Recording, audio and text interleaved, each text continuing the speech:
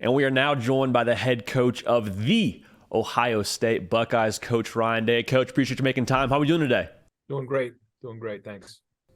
Awesome. Well, hey, Coach, I want to start with this. There's going to be a lot of talk about your quarterback room and Kyle McCord and Devin Brown, but you played some quarterback yourself at New Hampshire. And I want to ask you this. If you put Marvin Harrison Jr. on that offense with you, what kind of stat line are we looking at? Well, we did okay at the time. One AA football. My coordinator was Chip Kelly, and we were really kind of at the forefront, I guess, of the no huddle offense and tempo offense. We were going as fast as we possibly could. We had some good players, a couple that went on to play in the NFL actually, and a couple that went on to Canada to play. But we certainly did not have Marvin Harrison, and if we did, maybe our record would have been a little different. There you go. Yeah, I think most teams across the country would do quite a bit to get Marvin Harrison Jr. on their roster. But what a lot of people are talking about right now is who's going to be throwing him the football. And as it goes into fall camp, I know there's a lot that's going to go on your end with evaluating that room. But what is it that you're looking for when it comes to fall camp? We had Urban Meyer on the show, and he said when he was evaluating his quarterback battles, it was who leads touchdown drives. Is there something like that for you that you're watching with these guys? Yeah, what you're trying to do is project the best you can on who's going to win games. And that sounds simple, but boy, it's not easy. And when you're practicing, you're not able to hit the quarterback. We don't do that. Not only that, but we have to be careful about the rush and the defensive line and the offensive line in front of the quarterback. We're not going to put them right in his lap. Certainly you don't do that. So how do you best project out how a quarterback's going to play? And so that takes a little bit of work. You won't really know until you get him into a game and let him go. But you do try to get a feel for those type of things, because it's not just about individual plays. And when we teach and install, we try to segment as much as we can as coaches, but the quarterback has to play. And the impact that he has on a game is going to be critically important in making great decisions. And, Coach, is that something where you're considering letting it go even into the first couple of games, or is it, hey, we want to have a guy by game one and we'll roll from there? You don't know. It's hard to project. And that's, you have to try to figure that out the best you can through scrimmages. And, we try to segment as much as we can, but then we try to get some situations where you have to move it. You have to move the ball down the field. And that sometimes means checking the ball down. Sometimes it means try to fit into a tight window. Sometimes you have to cut your losses. And those are all the things that I think when people talk about what is it? Those are all the things. And sometimes it only comes down to 2 or 3 of those per game. So when we had CJ 2 years ago in that first Minnesota game, you just don't know until you get out there and play. So we'll try to do the best we can in evaluating him, continuing to evaluate him in August, and then let him play in September. Well, regardless, they'll be, obviously, whoever's playing quarterback excited to throw to Marvin Harrison Jr., potentially the best player in the country. Is there something you want to see from him to even take his game to like a new level in 2023? I think when you look at our entire offense, probably some of the most skilled players that I've been around on one offense. Certainly Marvin has a big part of it. But I think they all understand that they need everybody. Marvin just by himself, it can get doubled, and no run game. The safeties can pretty much get down, or can cover him. When you start running the football on a consistent basis, they got to bring a safety out of the middle of the field. Or if there's not other good receivers on the field on third down, then he's just going to get doubled. So he understands that part of it. But it's, we had him in the slot in the spring. He's mostly been as an outside receiver. He learned that in the spring, so he's grown that area. But just overall, I mean, he's always looking to improve, and his work ethic is tremendous. And, Coach, you elevated Brian Hartline to OC for this coming season. Are there some subtle differences that people can expect from the Ohio State offense without giving away too much in-house information? We work together. It's a collaboration, always has been since we've got here. It started off with Coach Meyer, myself, Kevin Wilson, and then it kind of, as time went on, changed. But now it's, with Justin Fry and Brian Hartline and myself, and just, a lot of different minds in that room. And we're going to try to do the best we can to take the guys that we have and put them in the best position to be successful. And I know that sounds cliche, but it's real, and that's the art of coaching. So we're not just going to say, hey, here's a bunch of plays. These look cool. They work for somebody else. Let's just put them on the field. We don't look at it like that. We try to identify what our guys' strengths are and then play to them. We say it a lot on here. If it's cliche or it's coach speak, as fans like to say, it means it's probably a pretty true statement. When it comes to Ohio State recruiting the receiver position, it seems like y'all do it better than anyone else in the country.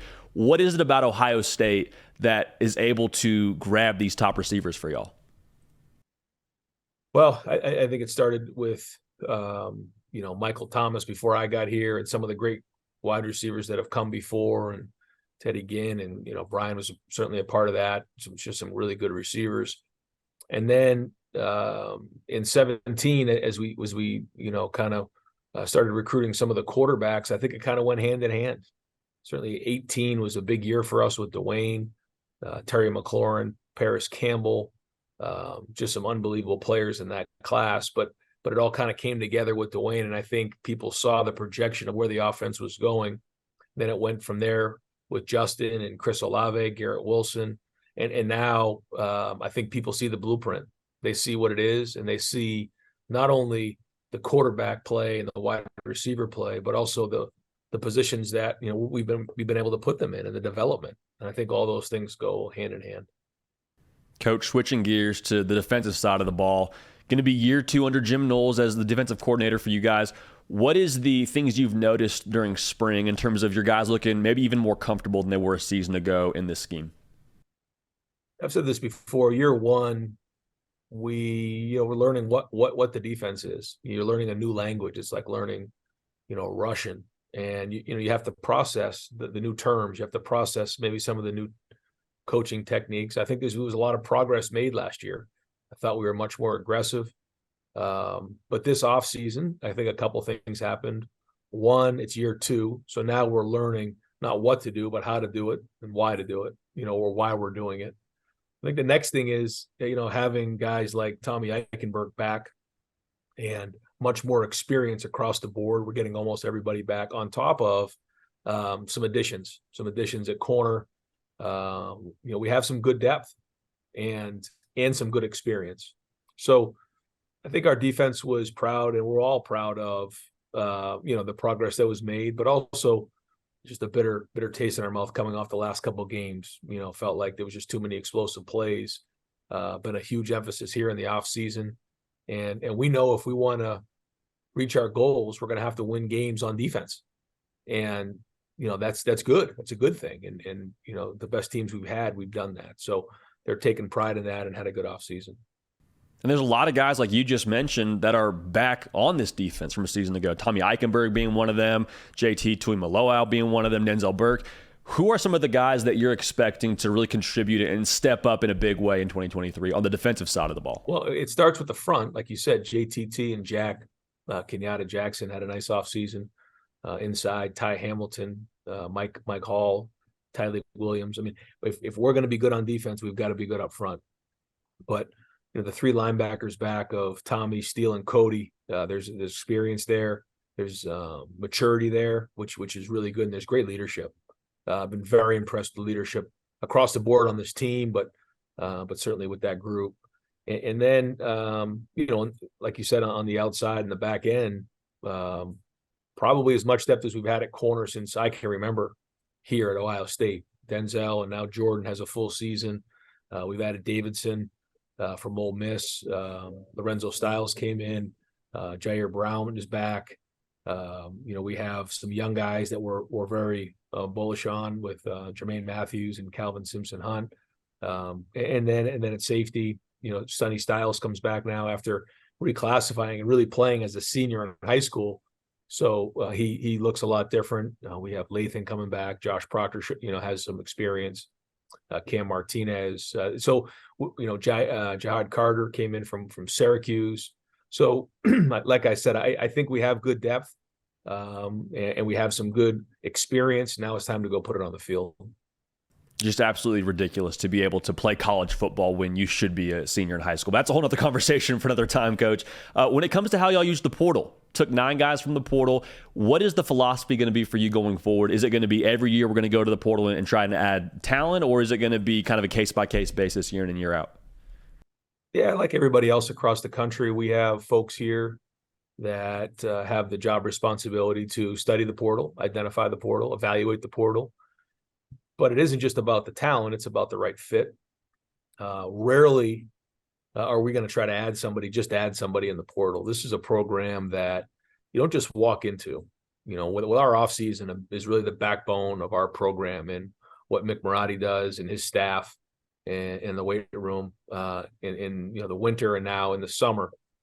And so, we take it very, very serious. Now, that being said, you have to adapt with the times and you have to upgrade your roster. And when there are holes based on guys who have left or whatever that reason is, you have to fill those holes. And that's what we're going to do. And when there's a hole, we'll use the portal when appropriate. And Coach, you even mentioned it earlier when it comes to maybe the motivation going into this coming season. It feels like everybody's talking about what Penn State's going to be, what Michigan's going to be. Is there kind of a chip on this team's shoulder internally? Well, there always is. The expectation, the standards never change. We've never wavered from that. We know, we've been to the CFP 3 of the last 4 years. Just a couple plays away from really, winning it all and having an opportunity to play in the national championship game. So, I think coming off of the way that the season ended, yeah, there was a chip on our shoulder. But I also am really excited about the leadership here. The guys that, have come back. Xavier Johnson, could have gone to the NFL. He decided to come back. Tommy, Cade Stover. So there's a veteran group here that's driving this, but also the third-year players that are in the program, they played a lot as freshmen, and that was a great class. So there's a lot more experience on this team than any team that I can remember in the past. Now, certainly the quarterback position and the O-line are 2 positions that we've got to really, identify who the right guys are for the right spots to play and make sure that they're good. But other than that, I'm excited to see this team. I like this team a lot. The feedback we've got from Mick on a daily basis has been exciting. So got to go put it on the field. But this is a good group. Well, Coach, we appreciate all your time. Last question before we let you go. When it comes to those conversations internally, you mentioned the offseason kind of being the backbone of your program. How do you go about communicating expectations during the offseason when that season is so far away, or so it seems? We know the expectations here. We say them year in and year out. Win the rivalry game, win the Big Ten, and win the national championship. Certainly making the CFP is important, but if you take care of a couple of those goals, typically those are going to happen. And we made it to 3 of the last 4 years, but we haven't been able to finish it off. And you don't just get there. You have to work your way up to it. I think that's part of the thing that for young people, you have to make sure you understand. You have to build this thing the right way and the foundation the right way as you go. But our guys know what it is. We want to win every game. Without a doubt. Well, Coach, we appreciate all your time. We appreciate you coming on here with all the business you've got heading into fall camp here in the not distant future, and we're excited to see y'all get after it in the fall. All good. Thanks.